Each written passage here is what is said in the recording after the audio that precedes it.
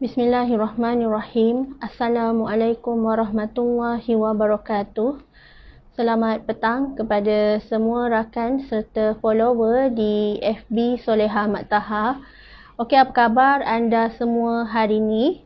Soleha doakan agar semuanya berada dalam keadaan sihat walafiat, sentiasa diberikan kemudahan dan juga kelancaran dalam setiap urusan yang kalian lakukan. InsyaAllah dipermudahkan oleh Allah Subhanahu Wa Taala.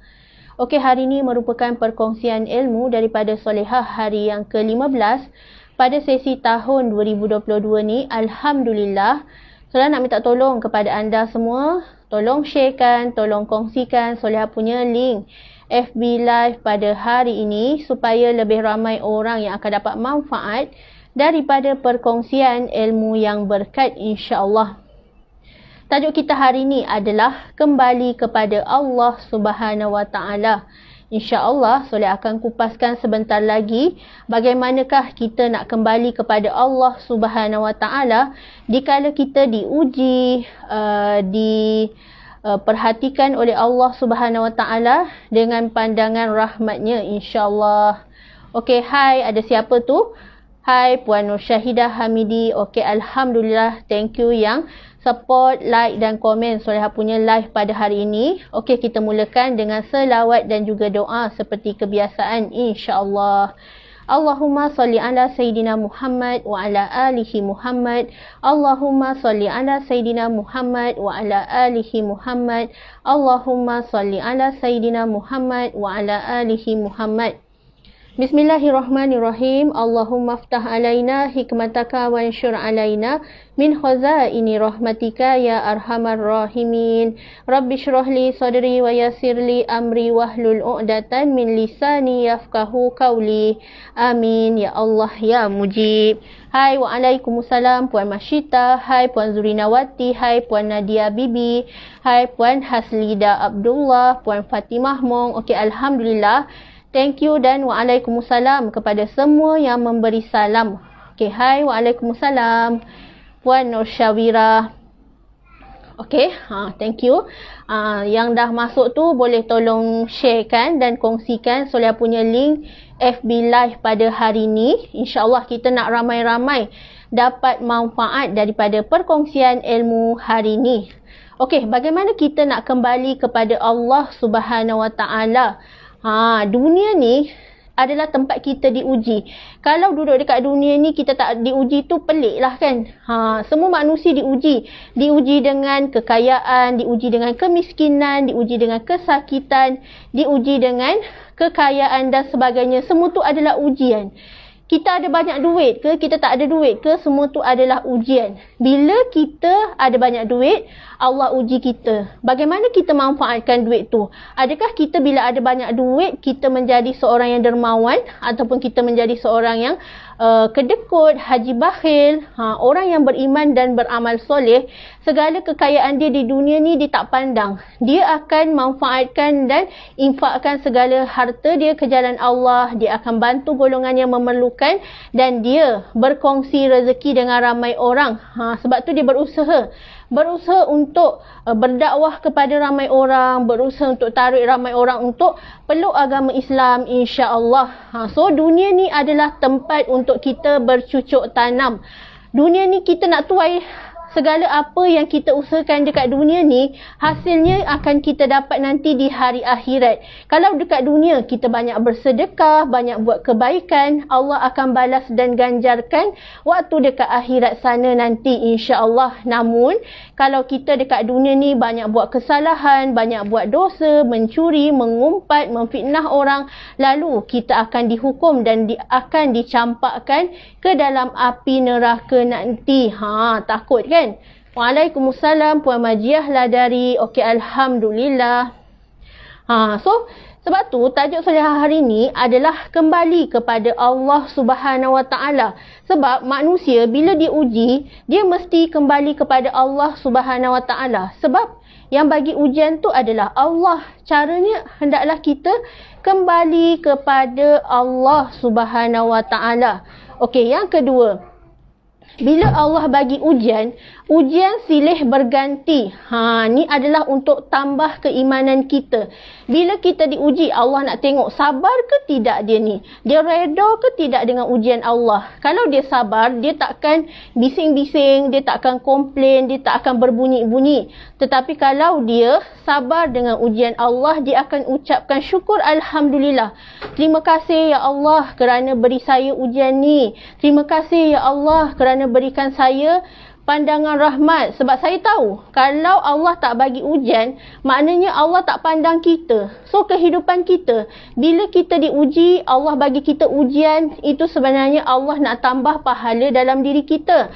Allah nak tambah pahala sabar, Allah nak tambah pahala redha dalam diri kita. Sebab nak masuk syurga tu bukan mudah. Kita nak masuk syurga, kita kena dapatkan kuncinya dulu. Apa kunci sebuah syurga? Kunci sebuah syurga adalah redha dan sabar. Andai kita dekat dunia ni, kita tak tahan dengan ujian Allah. Sebab Allah memang takkan menguji kita di luar kemampuan kita. Allah tahu, si Fulan bin si Fulan, dia mampu untuk hadapi ujian ni. Aku uji dia dengan kematian anak dia. Aku uji dia dengan bencana banjir. Aku uji dia dengan kebakaran rumah. Allah bagi ujian tu mengikut kesanggupan hamba-Nya. Tak ada, Allah tu bukan kejam, Allah tu bukan tak berlaku adil, tetapi Allah tu Maha mengetahui. Ujian adalah tanda Allah sayang kita. Ujian adalah tanda kita diperhatikan dan Allah pandang kita. Allah takkan bagi ujian kalau Allah tak pedulikan kita, Allah tak hiraukan kita. So bagaimana kita nak masuk syurga Allah andai tak dapat rahmat kasih sayang Allah Subhanahu Wa Taala? Okey, yang seterusnya. Kita sebagai hamba hendaklah taat dan patuh kepada Allah Subhanahu Wa Taala. Hendaklah kita taat, dengar Allah suruh kita solat, kita solat. Allah suruh kita puasa, kita puasa. Allah suruh kita bayar zakat, kita bayar zakat. Itu adalah tanda keimanan dan ketakwaan kita kepada Allah Subhanahu Wa Taala. Amar ma'ruf dan nahi mungkar. Buat apa yang Allah suruh dan tinggalkan apa yang Allah larang.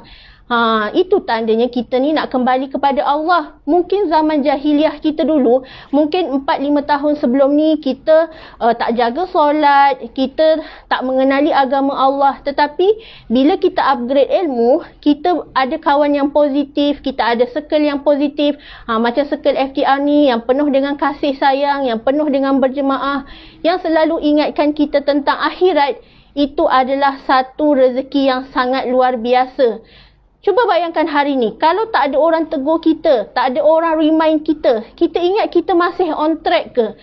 Fikiran kita, emosi kita, hati kita adakah akan terganggu hanya kerana kita tak kembali kepada Allah Subhanahu Wa Taala? Sebab tu, manusia, bila dia ada masalah, dia mesti kembali kepada Allah Subhanahu Wa Taala dengan cara solat dan sabar. Seperti dalam surah Al-Baqarah, fasta'inu bis-sabri was-salah. Kembalilah dan mintalah pertolongan kepada Allah dengan cara solat dan sabar. Ini bila kita diuji, kita lagi tak nak solat, kita lagi nak marah-marah, kita lepaskan kegeraman kita pada orang sekeliling kita, kita marah mak kita marah ayah kita marah suami kita. So bagaimana rezeki nak masuk lancar? Kita marah orang yang selalu mendoakan kita. Kita marah kepada keramat hidup kita. Mana keberkatan rezeki kita? Sebab tu Allah murka dan Allah marah pada kita. Rezeki bocor, rezeki stuck. Kita minta doa dengan Allah, Allah tak makbulkan lagi. Sebab apa? Kita jauh daripada rahmat Allah Subhanahu Wa Taala. Sebab tu bila kita sedar kita jauh daripada Allah Subhanahu Wa Taala, kita mesti turn back to Allah. Kita kena berpatah balik. Kita kena kembali kepada yang asas. Kita kena kembali kepada Allah Subhanahu Wa Taala. Bukannya bila kita diuji, kita makin buat perangai, kita kembali ke zaman silam kita, kita mula buka tudung, mula terkinja-kinja di media sosial nakkan perhatian manusia, kita tak herankan perhatian Allah. Sedangkan Kita kalau nak hidup bahagia, tenang, aman, damai, hendaklah kita utamakan perhatian Allah Subhanahu Wa Taala. Bukannya kita dok fikir, apa ya si Senah nak kata ke aku, apa ya orang jiran sebelah dok mengata aku, mengumpat aku. Kita lebih risaukan orang cakap apa dekat kita. Sedangkan mereka tak kata apa-apa pun. Kita yang overthinking, kita yang berandaian bukan-bukan, kita yang bersangka buruk. So, bila ada masalah ni, serahkan kepada Allah, cari Allah, tengah-tengah malam bangun, buat solat tahajud, buat solat taubat, minta Allah ampunkan kita dahulu. Sebab diri kita, bila kita banyak dosa, kita kena minta ampun dengan Allah Subhanahu Wa Taala. Banyak istighfar, banyak solat malam, banyak amalan sunnah, banyak sedekah, banyak zikir. InsyaAllah semua tu akan menyelamatkan kita daripada terus hanyut. Kita tak nak kan hanyut, tak nak sesat, tak nak hanyut. Kita kalau boleh nak Allah dakap kita 24 jam. Tetapi, kalau kita nak Allah dakap kita 24 jam, kita kena buat baik dengan Allah 24 jam dan berterusan setiap hari. Konsisten. Jangan sekejap-sekejap kita tak istiqomah dalam amalan kita. Kita solat lambat-lambat. Mengaji, kejap tak mengaji. Dah lama tak mengaji. Seminggu ni, 1 minggu tak mengaji kerana sibuk kerja, sibuk dunia. Sedangkan kesibukan dunia kita ni tak akan pernah habis. Cuba spend masa sekejap, ber-me time dengan Allah. Kalau perlu menangis. Mengadu pada Allah Subhanahu Wa Taala. Kita ada masalah, jarang kita cari Allah. Tetapi kita suka cari manusia, luahkan pada manusia. Sedangkan tempat yang sepatutnya adalah Allah Subhanahu Wa Taala. Sebab tu kita kena cari Allah, back to Allah, kembali kepada Allah. Masalah tu Allah datangkan dan kita kena kembali untuk selesaikan masalah tu, cari Allah semula. Allah tak pernah abaikan kita. Kita je yang selalu abaikan Allah kan? So jangan abaikan Allah. Cari Allah. Mengadu pada Allah. Sujud pada Allah kerana Allah sentiasa ada dengan kita sampai bila-bila. Allah tak pernah zalim dekat kita. Allah tak pernah abaikan kita. Allah tak pernah tidur. Allah sentiasa ada dengan kita. 24 jam satu hari Allah ada untuk kita. Kita je yang lalai, leka, pentingkan diri. So betulkan balik solat kita, betulkan balik diri kita. InsyaAllah bila kita betulkan solat kita, InsyaAllah perkara-perkara lain pun akan ikut diperbaiki InsyaAllah. Okey, yang seterusnya, hendaklah kita terus belajar dan juga bertaubat, memohon keampunan Allah Subhanahu Wa Taala. Sebab bila kita mohon ampun kepada Allah, jiwa kita akan tenang. Kita kalau dah perbaiki, dah mula untuk jaga solat kita, jaga aurat kita, akan hadir satu perasaan yang luar biasa, yang mana ketenangan yang kita tak dapat nak ungkap dengan kata-kata. Pernah tak anda, bila ada masalah, anda pergi bilik air, ambil wuduk, capai telekung, solat, and then tiba-tiba rasa tenang sangat. Rasa, ya Allah, tenang tu sampai buatkan kita rasa lemah, teramat lemah, sehingga kan air mata kita ni berjujuran, menyesali segala dosa kita. Kita kata, ya Allah, aku selama ni hidup 30 tahun, lalai sangat. Hidup 40 tahun, tak pernah rasa sedamai, setenang macam sekarang ni. Sebabnya, bila kita mula lepaskan keduniaan slow-slow, kita pegang akhirat kita, kita genggam akhirat kita, ketenangan tu Masya Allah akan dirasai oleh jiwa-jiwa yang merasa hamba, yang merasa fokus dalam ibadah. Ada satu perasaan tu yang dalam diri kita halus sangat. Perasaan halus dan bahagia tu bersatu dalam diri kita, di mana kita rasa, ya Allah, rindunya pada Allah, rindunya pada Rasulullah sallallahu alaihi wasallam. Selawat pun menangis, istighfar pun menangis. Rasa tenang sangat, rasa sejuk sangat. Tak ada masalah yang terbeban dekat diri kita. Semuanya Allah dah angkat satu persatu asbab kita kembali kepada Allah Subhanahu Wa Taala. Yang pernah merasa alhamdulillah, tahniah. Itu bermakna Allah sayang sangat dekat anda. Allah peluk erat hati anda. Sebagaimana bila kita ada masalah, and then kita serah kepada Allah, hati kita akan tenang, hati kita akan reda. Malah tiba-tiba datang rezeki yang tak disangka-sangka. Ramai orang yang baik dengan kita datang pada kita, baru kita sedar rupa-rupanya ramai orang hargai kita, ramai orang doakan kita, ramai orang yang perlukan kita untuk kita bantu kepada Allah Subhanahu Wa Taala. So kenapa perlu kita give up? Kenapa perlu kita putus asa? Kerana larangan keras Allah. Allah sangat melarang keras diri kita. Jangan ada perasaan sedih, putus asa, kecewa yang terlampau sangat. Lepaskan dan luahkan hanyalah kepada Allah Subhanahu Wa Taala. Sebab bila kita dah lepaskan bebanan perasaan tu, hati kita akan benar-benar rasa lapang. Allah dah angkat semua bebanan tu.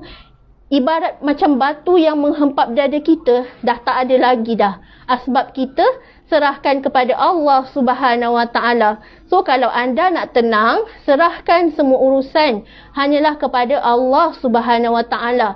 Jangan pegang masalah tu sorang-sorang. Sebab kita jangan buat kerja Allah. Yang akan settlekan masalah tu adalah Allah Subhanahu Wa Taala.